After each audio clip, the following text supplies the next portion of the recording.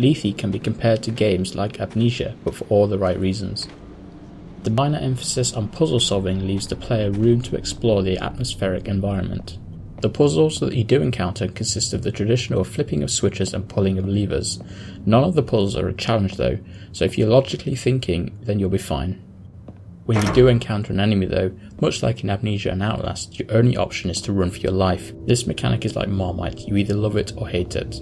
Most levels are filled with traps, such as bear traps, all too frequently, which can sometimes feel like an annoyance more than anything else.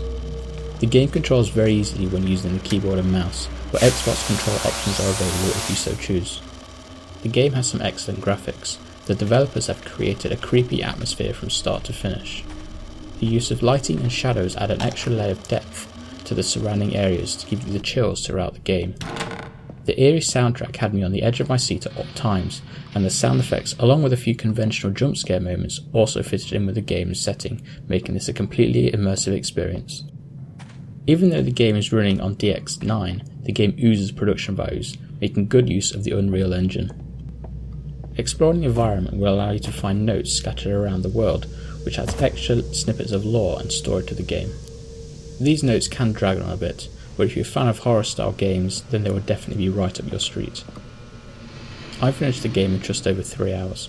Reading the forums, some people have said it took them over 5 hours to beat, so it all depends on how challenging you find the puzzles.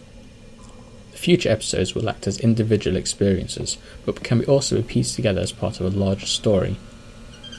I only had one small technical problem, and that was with some objects that can prevent you from moving. This does become a bit of a pain when you're running away from an enemy, only to find you're stuck on a cooking pot on the floor. It's only a small problem but can sometimes result in an unnecessary death. Lethe is certainly a game that classic style horror fans will want to be checking out.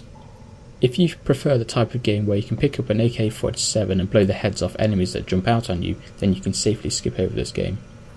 But if you want an immersive horror experience, Lethe is well worth the full price tag.